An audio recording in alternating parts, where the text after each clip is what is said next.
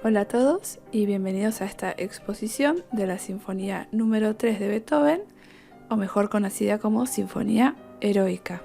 Para poder entender la obra necesitamos conocer la vida del autor.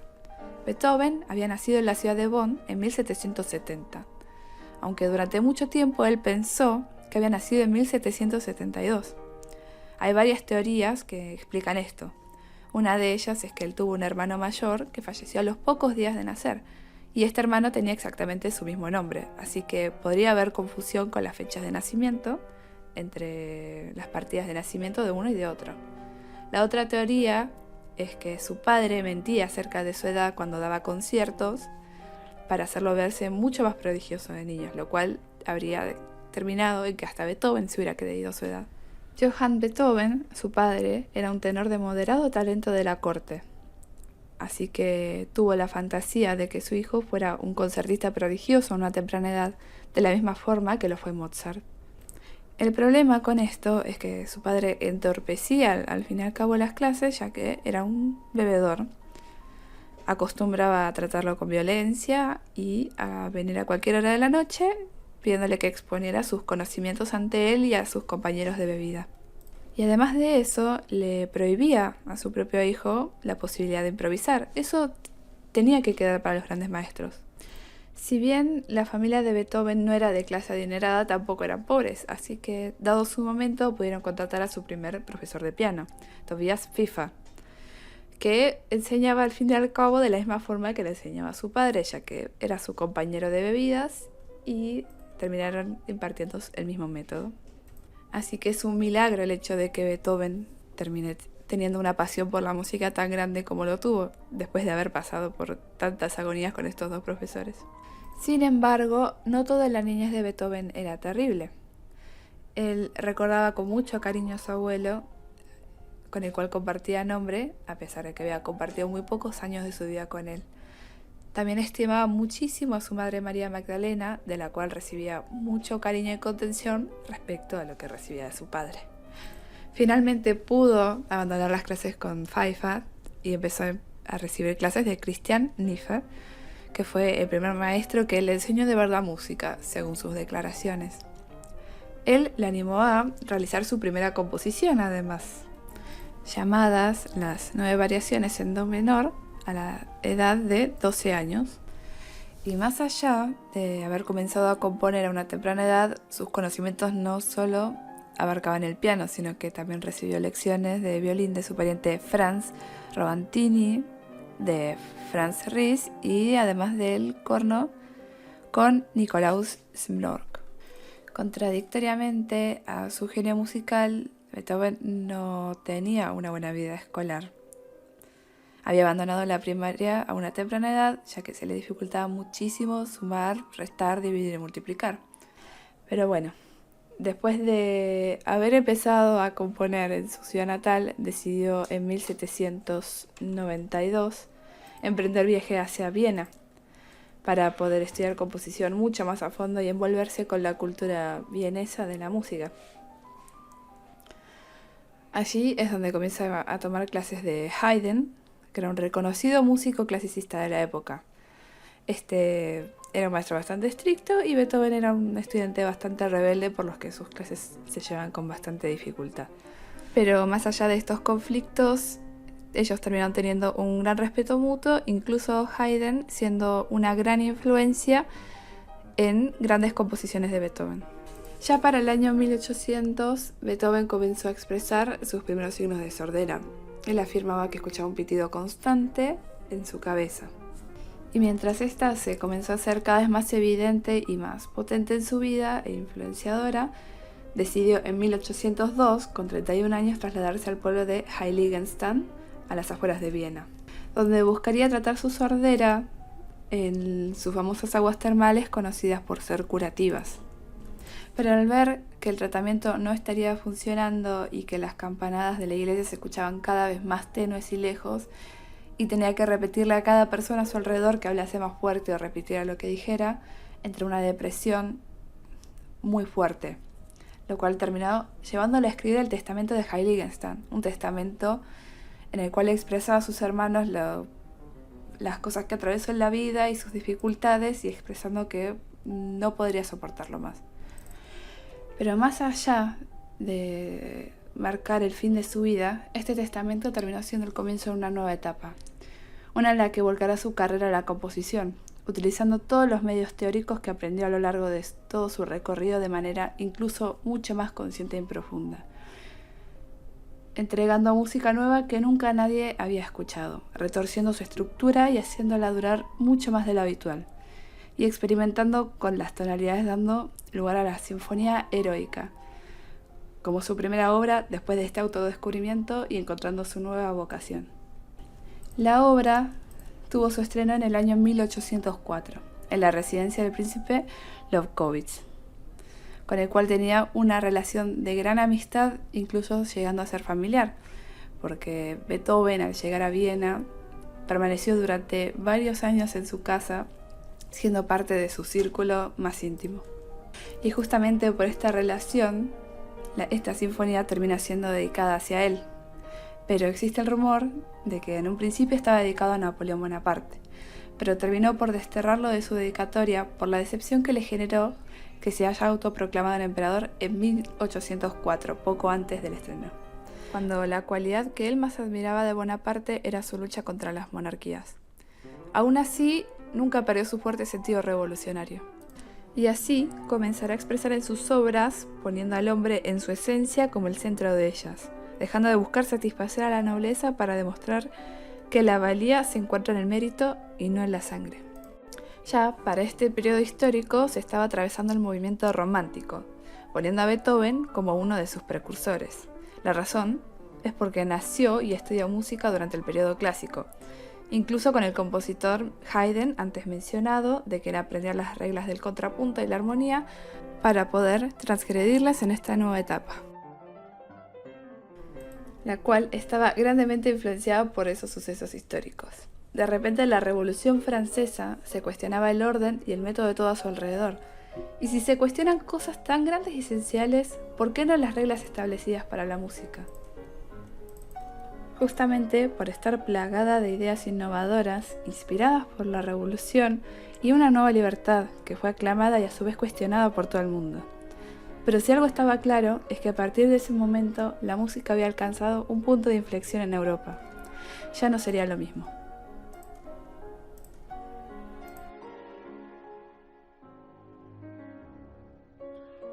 Una sonata es una pieza musical compuesto para uno o más instrumentos, que consta de varios movimientos. Cada movimiento es una pieza musical independiente, pero todos juntos forman una sola obra. Las sonatas clásicas, como las que compusieron Haydn, Mozart y Beethoven, suelen tener 4 movimientos.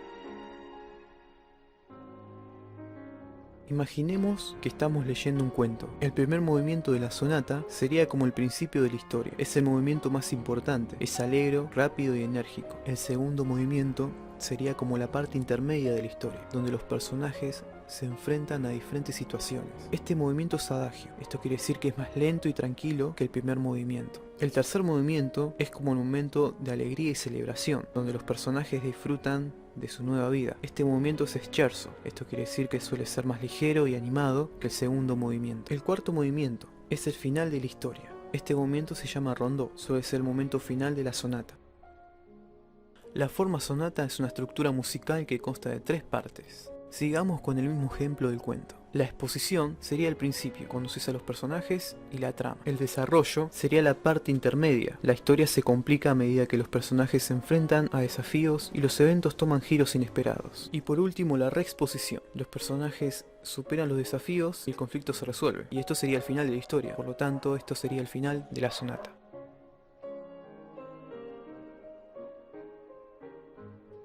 Comencemos con la exposición. Encontramos una primera sección. La llamaremos A, en la tonalidad principal de mi bemol mayor. La sección A esconde otra exposición, con sus 2 secciones. Compases 1 a 45 en la tonalidad principal, la llamaremos AA, y compases 45 a 83 en la tonalidad de la dominante, la llamaremos AB. También tenemos una segunda sección, la llamaremos B, en la tonalidad de la dominante, en los compases 83 a 155. Comencemos con la sección AA. 2 acordes preparan la presentación del primer tema. Los instrumentos que se escuchan son los violines, los violonchelos y los contrabajos.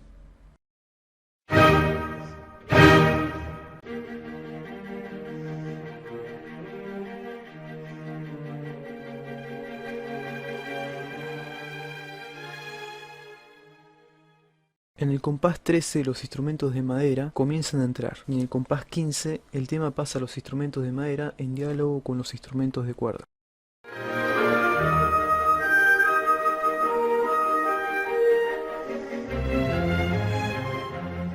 A partir del compás 25 comienza un pasaje sincopado que nos lleva a la presentación de la sección AA. Esta sección es tocada por toda la orquesta.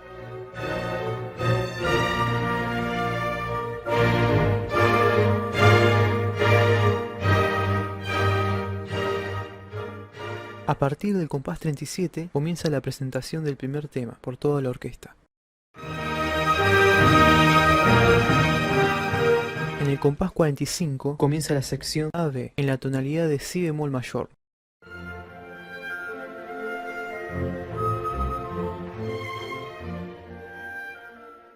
En el compás 81 comienza la sección B en la tonalidad de la dominante, o sea, si bemol mayor.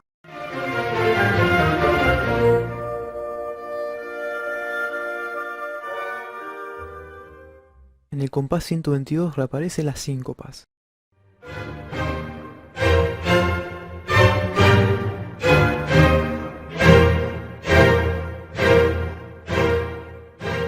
Y a partir del compás 130 reaparece el tema AA y nos lleva a la conclusión de la exposición.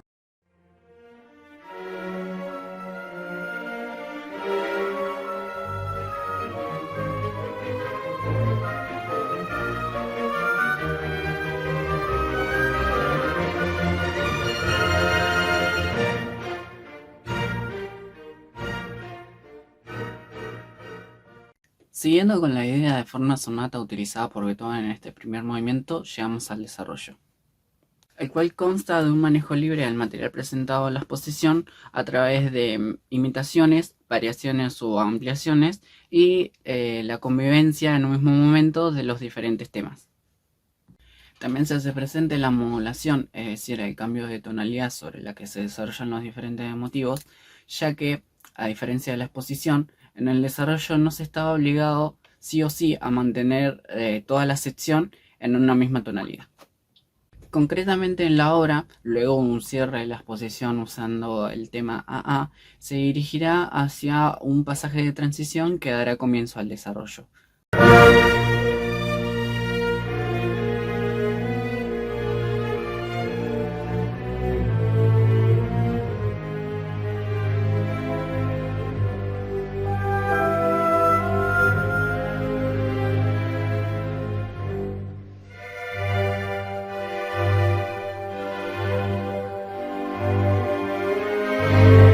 El primer tema formalmente en aparecer en el desarrollo es el AB1, en la tonalidad de Do mayor, el cual escucharemos junto al mismo tema, pero en la bemol mayor, que aparece más adelante en esta misma sección, para comprender lo que se decía del uso de diferentes tonalidades.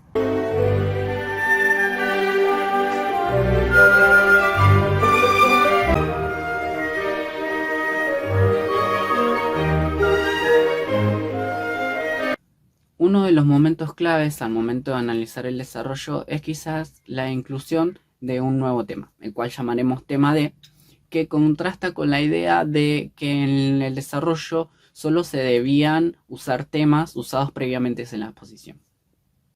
Resulta destacable este nuevo tema, ya que en estudios beethovenianos, posterior a la muerte del compositor, se postuló que se debían emplear en el desarrollo solo temas usados en la exposición.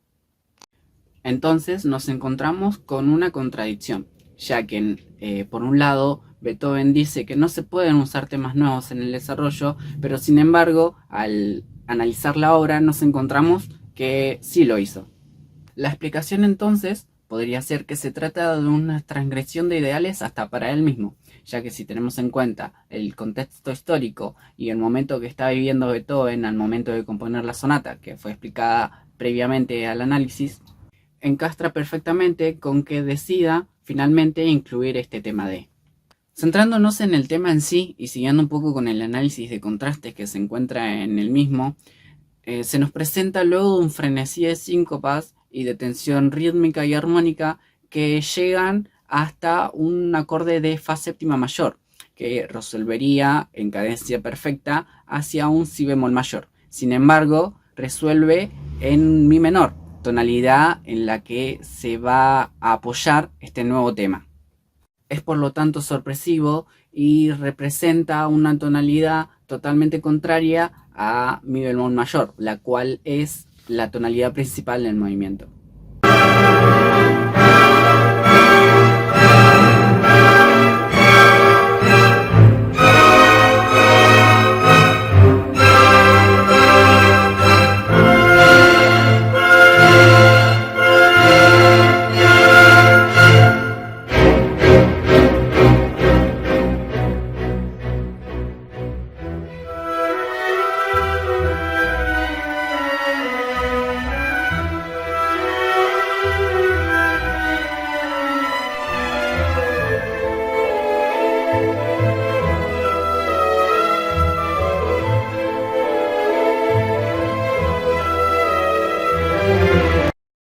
Las distintas variaciones y cómo se van presentando los temas en el transcurso de este desarrollo serán especificados juntos a la partitura en un video que tendrá subtitulado para saber a grosso modo qué es lo que está ocurriendo en cada momento.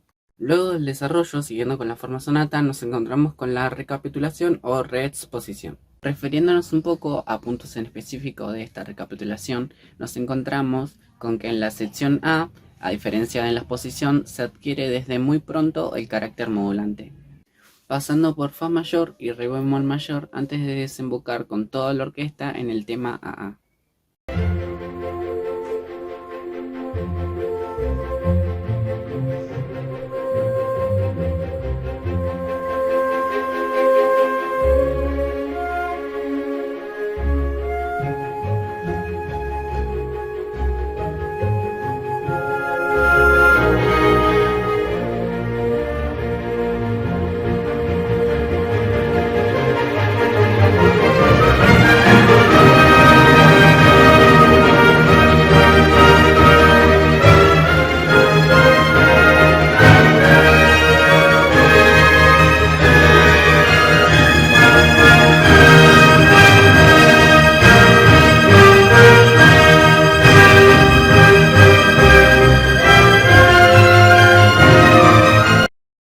Sobre la sección B, lo principal que hay que decir es que a diferencia de la exposición, en la cual la misma se centra en la tonalidad de si bemol mayor, en la reexposición se usará la tonalidad principal, mi bemol mayor.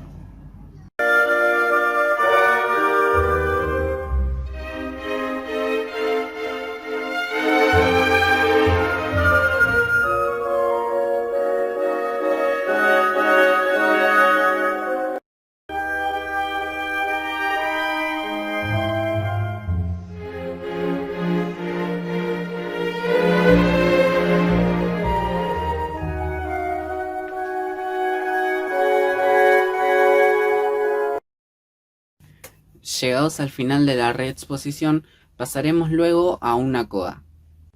Dicha coda servirá como final de la obra, aunque sin embargo nos encontraremos que tiene una idea de segundo desarrollo.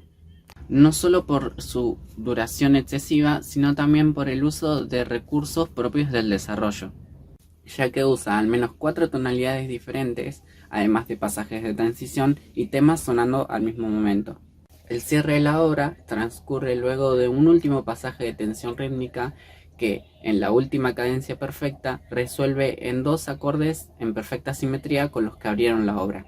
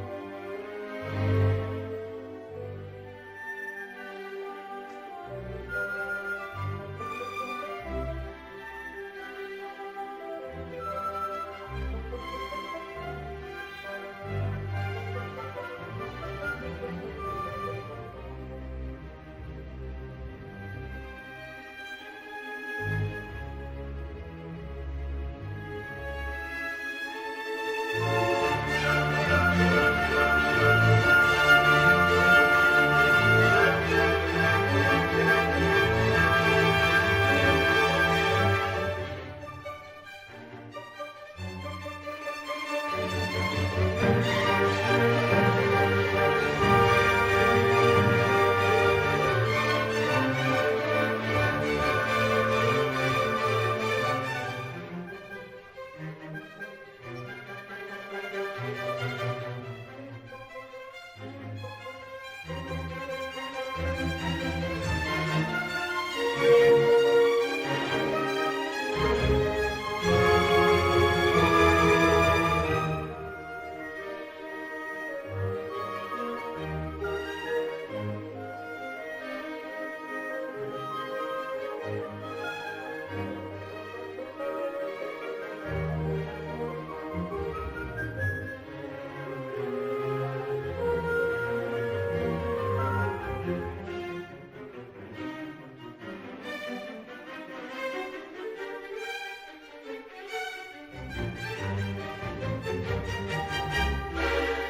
you.